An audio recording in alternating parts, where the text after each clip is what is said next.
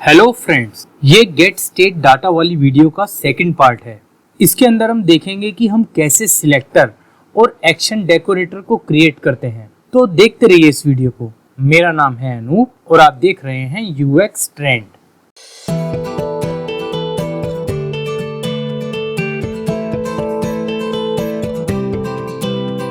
Welcome back दोस्तों। इसकी previous video में हमने स्टार्ट किया था स्टेट को क्रिएट करना, जिसके अंदर हमने स्टेट का एक मॉडल क्रिएट किया था और स्टेट का एक डेकोरेटर क्रिएट किया था और उस स्टेट के डेकोरेटर का टाइप हमने एम्प्लॉय स्टेट मॉडल जो क्रिएट किया था वो दिया था। तो आज की वीडियो को हम कंटिन्यू करेंगे उसी के आगे से। अब आते हैं हम स्टेट क्लास के अंदर, और आगे कुछ करने से पहले हम रिकॉल कर लेते हैं इसके कंसेप्ट्स। अब जैसा मैंने आपको ऑलरेडी बताया था कि हम अगर कोई भी डेटा लेते हैं तो वो स्टेट से लेते हैं, और कोई डेटा अगर देते हैं तो वो भी स्टेट को देते हैं। तो हमारा इंटरेक्शन किससे होता है? स्टेट से। तो स्टेट आगे सर्वर से इंटरेक्ट करती है, वो सर्वर से डेटा लेके अपने पास रखती है और जिस कंपोनेंट को जब जरूरत होती है तो उसको दे देती है। तो जैसा कि आप यहाँ देख सकते हैं कि कंपोनेंट जब स्टेट से डेटा लेता है तो उसे हम क्या कहते हैं? सिलेक्ट, कि स्टेट की स्लाइस को सिलेक्ट करना। और जब हम कोई एक्शन करते हैं तो हम क्या करते हैं? एक्शन को डिस्पैच, तो उसे कहते हैं एक्शन को डिस्पैच करना। और यहाँ पे अगर आप देखेंगे तो यहाँ पे सिलेक्ट वर्सेस सिलेक्टर है। तो मैंने आपको ऑलरेडी बताया था कि @select क्या होता है और @selector क्या होता है। सिलेक्ट क्या होता है? हम जब भी कंपोनेंट में स्टेट का डेटा सिलेक्ट करते हैं, मतलब स्टेट का डेटा लेते हैं, तो उसे हम कहते हैं सिलेक्ट करना। और सिलेक्टर क्या होता है? हम अपनी स्टेट क्लास में, जो कि है हमारी ये एक्सपोर्ट क्लास एम्प्लॉय स्टेट, इस स्टेट क्लास में एक सिलेक्टर बनाते हैं जिसके अंदर लॉजिक होता है। और वो क्या लॉजिक होता है? कि हमें कितना स्टेट का डेटा सिलेक्ट करना है, कि हमें कितना डेटा, कैसा डेटा या फिर किस टाइप का डेटा चाहिए। अब जैसा आप यहाँ पे देख सकते हैं, ये एक स्टेट की स्लाइस अलग से कट हुई है और ये कट करने का काम किसने किया है? सिलेक्टर ने। तो सिलेक्टर क्या करता है? ये डेटा कट करने का काम। और सिलेक्ट क्या करता है? उस डेटा को ले लेता है। तो ये है सिलेक्टर और सिलेक्ट। तो अभी हमें स्टेट क्लास में किसकी जरूरत है? सिलेक्टर की। और बाद में जब हम कंपोनेंट में डेटा लेंगे स्टेट से तो हमें किसकी जरूरत पड़ेगी? सिलेक्ट की। तो इन दोनों का डिफरेंस आपको क्लियर है? तो ठीक है, अब आगे बढ़ते हैं। अब हम यहां बनाएंगे एक सिलेक्टर।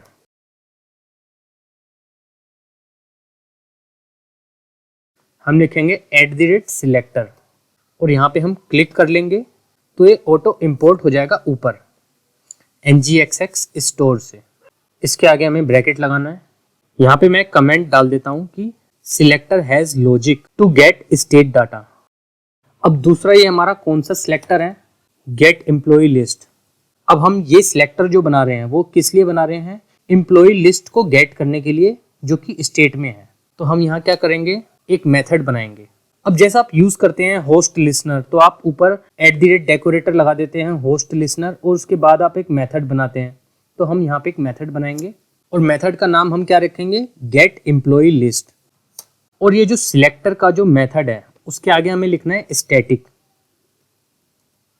अब ये मेथड क्या रिटर्न करेगा? अब जैसा आपको मालूम है कि हमारे स्टेट में क्या है? एम्प्लॉइज का एरे। तो ऑब्वियस सी बात है कि ये एम्प्लॉइज का एरे ही रिटर्न करेगा। तो हम क्या लिखेंगे यहाँ पे? रिटर्न। अब हमें यहाँ पे स्टेट में जो एम्प्लॉइज का एरे है वो रिटर्न करना है। तो हमें क्या करना पड़ेगा? इसके आर्ग्यूमेंट में स्टेट लिखना पड़ेगा। तो हम क्या करेंगे? Return state dot. अब आप देखेंगे कि यहाँ पे कुछ आ नहीं रहा, तो हमें क्या करना है? यहाँ पे स्टेट का टाइप भी डिफाइन करना है, जो कि हम ऑलरेडी यहाँ बना चुके हैं, एम्प्लॉय स्टेट मॉडल। हम लिखेंगे एम्प्लॉय स्टेट मॉडल। अब हम यहाँ लिखेंगे रिटर्न स्टेट डॉट एम्प्लॉइज। तो आपने देखा यहाँ पे अब एम्प्लॉइज ऑलरेडी इसके सजेशन में आ रहा था। तो इसलिए हमें ये टाइप हर जगह डिफाइन करके रखना है जब भी हम ngxx यूज करेंगे। तो वैसे तो हमें एंगुलर में हर जगह टाइप डिफाइन करना चाहिए, पर फिलहाल हम ngxx की बात कर रहे हैं, तो ngxx में हम हर जगह टाइप डेफिनेशन रखेंगे जहां भी हमें जरूरत है। तो दोस्तों ये जो है हमने सिलेक्टर बना लिया, और ये सिलेक्टर क्या करेगा? जैसा आप यहाँ देख रहे हैं ये पूरी स्टेट है, ये इसमें से एम्प्लॉइज का डेटा सिलेक्ट कर देगा। तो फिलहाल तो हमारी पूरी स्टेट में एक ही डेटा है, एम्प्लॉइज का ही। बट लेकिन आगे जाके हमारे पास कई डेटा हो सकते हैं, एम्प्लॉइज हो सकता है, प्रोडक्ट्स हो सकता है, और कोई CMS डेटा वगैरह बहुत बहुत सारे डेटा हो सकते हैं। तो उस समय हमें अगर खाली एम्प्लॉइज का डेटा चाहिए होगा तो ये सिलेक्टर क्या करेगा, सारे स्टेट के डेटा में से एम्प्लॉइज का सिर्फ डेटा स्लाइस करके अलग करके रख देगा। तो सिलेक्टर का काम यही है कि इतना डेटा उसने अलग करके कट करके रख दिया। अब दोस्तों यहाँ पे हमने सिलेक्टर तो बना लिया जो कि रिटर्न करेगा स्टेट की एम्प्लॉय स्लाइस को, पर अभी इस समय स्टेट में तो डेटा है भी नहीं। हमने ये सिलेक्टर बना दिया जो कि रिटर्न करेगा स्टेट के एम्प्लॉइज, और जैसा हमने ऊपर डिफाइन किया है यहाँ पे स्टेट में, डिफॉल्ट में हमने क्या डिफाइन किया है एम्प्लॉइज में, ब्लैंक एरे। तो ये अभी क्या कर रहा है, ब्लैंक एरे रिटर्न कर रहा है क्योंकि शुरू में स्टेट में डेटा नहीं है। तो अब हमें क्या करना है, स्टेट में डेटा डालना भी पड़ेगा। तो डालने के लिए हम क्या करेंगे, हम एक्शन बनाएंगे। और दोस्तों एक्शन का यूज भी यहाँ पे दो तरीके का है। एक @एक्शन डेकोरेटर जिसमें हम एक मेथड बनाएंगे और जिस मेथड का काम क्या होगा, स्टेट को अपडेट करना। और दूसरा एक्शन जो हम यहाँ पे बनाएंगे उसको यूज हम कहाँ करेंगे, कंपोनेंट में। कैसे, एक्शन को डिस्पैच करके। अब जैसे हमने @सिलेक्टर यहाँ बनाया है, अब ऐसे ही हम यहाँ पे एक एक्शन बनाएंगे। तो हम लिखेंगे @एक्शन। मैं यहाँ क्लिक कर लेता हूँ तो ये ऑटो इम्पोर्ट हो जाएगा। तो ये एक्शन ऊपर इम्पोर्ट हो गया। अब दोस्तों आपको याद होगा हमने एक एक्शन फाइल बनाई थी, हम चलते हैं उस एक्शन फाइल में। ये हमारी employee.action.ts है। तो हमारा ये कौन सा एक्शन है, गेट एम्प्लॉय का। अब इस @एक्शन वाले मेथड को इस एक्शन से कनेक्ट हम कैसे करेंगे, तो इसका नाम क्या है, एक्सपोर्ट क्लास गेट एम्प्लॉइज। तो हम यहाँ पे क्या लिखेंगे, इसके आर्ग्यूमेंट में गेट एम्प्लॉई। मैं यहाँ पे क्लिक कर लूंगा तो ये ऊपर ऑटो इम्पोर्ट हो गया। अब आप यहाँ देख सकते हैं यहाँ पे क्या लिखा है, गेट एम्प्लॉइज। और ये कहाँ से इम्पोर्ट हुआ है, एक्शंस के फोल्डर में जो employee.action.ts है, यानी कि ये। तो ये गेट एम्प्लॉइज अब इससे कनेक्ट हो चुका है इस एक्शन से। अब जैसे डेकोरेटर के बाद हमें मेथड बनाना होता है, वैसे ही इसके बाद यहाँ भी हम एक मेथड बनाएंगे और उस मेथड में सारा लॉजिक होगा कि हम इस एक्शन की हेल्प से कैसे अपनी स्टेट को अपडेट करें। क्योंकि जब हमारी स्टेट में डेटा होगा तभी तो हम उसको सिलेक्ट कर पाएंगे, ये @सिलेक्टर यूज कर पाएंगे और कंपोनेंट में उस डेटा को सिलेक्ट तभी करेंगे जब हमारी स्टेट में कुछ होगा। तो ये है वो एक्शन जहाँ पे होगा लॉजिक स्टेट में डालने का। तो हमें यहाँ क्या करना है, एक मेथड बनाना है। मेथड का नाम हम रख लेते हैं गेट एम्प्लॉइज। अब इस मेथड में हमें आर्ग्यूमेंट भी यूज करने हैं। और आर्ग्यूमेंट क्या होंगे, आर्ग्यूमेंट में हमें लगाना है एक ऑब्जेक्ट, और सबसे पहले होगा गेट स्टेट और उसके बाद सेट स्टेट।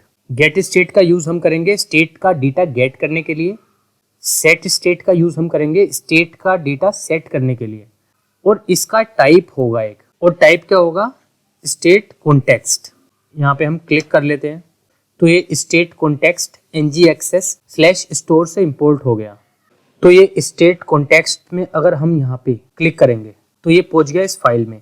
अब इसमें आप देखेंगे गेट स्टेट, सेट स्टेट, यहाँ पे लिखा है get the current state, set state, reset the state to a new value, patch state, dispatch. तो ये सब है स्टेट कॉन्टेक्स्ट में। अब हम आते हैं वापस अपने एक्शन पे। अब स्टेट कॉन्टेक्स्ट का भी हमें एक टाइप डिफाइन करना है और ये क्या होगा, एम्प्लॉय स्टेट मॉडल। तो अब आपने देखा ये एम्प्लॉय स्टेट मॉडल हमने कितनी जगह यूज किया, 4 जगह यूज किया है। तो यहाँ पे हमने जो स्टेट का मॉडल बनाया था वो कितना यूजफुल है आप देख रहे हैं, और भी कई जगह ये यूज होगा आगे जाके। अब हमें यहाँ पे क्या करना है, तो फिलहाल हम यहाँ पे कुछ नहीं करते, हमें कंसोल कराते हैं।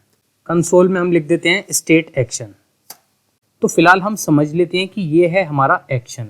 अब हम चलते हैं अपने कंपोनेंट पे।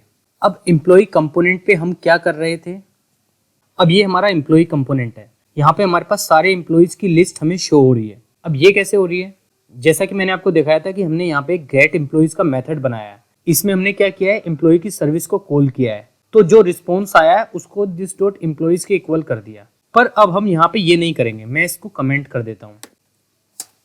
अब हम एक बार चल के चेक करेंगे तो क्या होगा, तो यहाँ से वो सारा डेटा चला गया।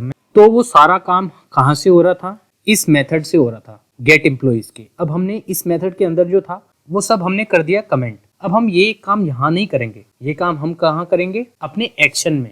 अब गेट एम्प्लॉइज में हम क्या कर रहे थे, हम सर्विस से डेटा ले रहे थे। अब हम कहाँ से लेंगे डेटा, स्टेट से। तो अब हमें क्या करना पड़ेगा, हमें एक्शन को डिस्पैच करना पड़ेगा। और एक्शन हमारा कौन सा था, ये जो हमने बनाया था गेट एम्प्लॉइज का एक्शन। और इस एक्शन का काम क्या है, इस एक्शन का काम है डेटा लाना, मतलब डेटा लाके स्टेट को दे देना। तो अब हमें क्या करना है, तो गेट एम्प्लॉइज के मेथड में हम यहाँ क्या करते हैं, दिस डॉट स्टोर। एक्चुअली हमें स्टोर की सर्विस को इंजेक्ट करना पड़ेगा। तो हम क्या लिखते हैं कंस्ट्रक्टर में, तो ये सर्विस हम यहाँ से इंजेक्ट कर रहे थे, इसको हम हटाएंगे बाद में, क्योंकि अभी और भी मेथड में ये यूज हो रही होगी तो हमारा कोड बाकियों के लिए रन करना बंद कर देगा। तो फिलहाल इसको रहने देते हैं, पर बाद में हम इसको हटा देंगे। यहाँ से हम क्या करते हैं, प्राइवेट स्टोर स्टोर, यहाँ पे हम क्लिक कर लेंगे तो ये ऑटो इंपोर्ट हो गया स्टोर। कहाँ से, ngXS स्टोर से। अब हम यहाँ क्या करेंगे, this dot store dot dispatch. अब जब भी हम कोई एक्शन एग्जीक्यूट करते हैं तो हम उसको क्या कहते हैं, एक्शन डिस्पैच करना। अब डिस्पैच में हमें क्या करना है, गेट एम्प्लॉइज। तो मैंने यहाँ पे GE लिखा तो यहाँ पे गेट एम्प्लॉइज सजेशन में आ रहा है, हम इस पर क्लिक कर लेते हैं तो ये ऊपर एक्शन से इंपोर्ट हो गया। अब दोस्तों हमने जो अपनी एक्शन फाइल बनाई थी वो क्या थी, एक क्लास थी, एक्सपोर्ट क्लास गेट एम्प्लॉय। ऐसे ही हमने यहाँ बनाई है ऐड एम्प्लॉय, डिलीट एम्प्लॉय। और इस एक्शन के जो आर्ग्यूमेंट हैं वो हमने कहाँ डाले हैं, कंस्ट्रक्टर में। फिलहाल इसमें तो कोई आर्ग्यूमेंट नहीं है। तो ये जो क्लास है, हमने ये क्लास बनाई है, तो हम इनको कॉल कैसे करेंगे। अब यहाँ पे हमें यहाँ पे लगाना है new keyword, new get employee. इस तरह से हमें डिस्पैच करना है किसी भी एक्शन को। तो अब हमने गेट एम्प्लॉय का मेथड बना लिया और ये जो कोड था इसकी हमें अब कोई ज़रूरत नहीं है, तो हम इसको कर देते हैं डिलीट। तो आपने देखा हमारा गेट एम्प्लॉइज का मेथड कितना सिंपल और कितना छोटा हो गया। हालांकि इसके लिए हमें स्टेट में बहुत कुछ करना पड़ा, बट लेकिन वो सब सेटअप शुरू में अगर हम कर लेंगे तो हमारी ऐप काफ़ी एफिशिएंट हो जाएगी और हमारी ऐप की परफॉर्मेंस बेटर हो जाएगी। अब हम क्या करते हैं, गेट एम्प्लॉइज के मेथड को हम कॉल करते हैं। तो हम पहले कहाँ कॉल कर रहे थे, ng on init में, तो हम ng on init में ही रहने देते हैं इसको। अब मैं इसको रिफ्रेश करता हूँ। अब दोस्तों आपने यहाँ पे नोटिस किया स्टेट एक्शन employee.state.ts में लाइन नंबर 32 में, मैं इसको बड़ा कर देता हूँ, जूम कर देता हूँ। ये स्टेट एक्शन हमने लिखा था। अब हम चलते हैं इस लाइन नंबर पे, एम्प्लॉय स्टेट टीएस में लाइन नंबर 32 पे। अब मैंने इससे आगे का मेथड क्यों नहीं बनाया था, आपको यही दिखाने के लिए कि जब हम अपने कंपोनेंट से गेट एम्प्लॉइज के मेथड को एग्जीक्यूट करेंगे तो ये क्या करेगा, this dot store dot dispatch new get employee. तो ये गेट एम्प्लॉइज का जो एक्शन है ये इसको डिस्पैच करेगा। और इस एक्शन को जब हम डिस्पैच करेंगे तो इसका लॉजिक कहाँ लिखा है, स्टेट में जो हमने एक्शन बनाया है इसको हमने उससे लिंक कर रखा था, तो इसका लॉजिक इस मेथड में है। तो फाइनली कॉल क्या हुआ, ये वाला मेथड। और इस मेथड में हमने क्या किया था, कंसोल लॉग किया था स्टेट एक्शन। तो ये मैंने इसलिए बनाया था ताकि आप लोगों को ठीक से फ्लो समझ में आ सके। तो दोस्तों हमारा कंसोल लॉग आ रहा है, इसका मतलब क्या है कि हमारा एक गेट एम्प्लॉइज वाला मेथड कॉल हो रहा है सक्सेसफुली। अब इसके अंदर का जो लॉजिक है हमें उस पर काम करना है, जिसके अंदर हम ये लिखेंगे कि हमारा डेटा स्टेट में कैसे स्टोर होगा, और उसको देखेंगे हम अपनी नेक्स्ट वीडियो में। दोस्तों अगर आपको मेरी ये वीडियो पसंद आई हो तो आप इस वीडियो को लाइक करें और शेयर करें, और आप यूएक्स ट्रेंड को फेसबुक, ट्विटर और इंस्टाग्राम पे भी फॉलो कर सकते हैं। दोस्तों अगर आप न्यू हैं मेरे चैनल पे तो प्लीज मेरे चैनल को सब्सक्राइब करें। Thanks for watching, see you in next video. अगर आपको मेरी ये वीडियो पसंद आई है तो इस वीडियो को लाइक कीजिए और सब्सक्राइब कीजिए मेरे चैनल यूएक्स ट्रेंड को, ताकि मेरी नेक्स्ट टेक्नोलॉजी वीडियो का अपडेट आपको मिल सके।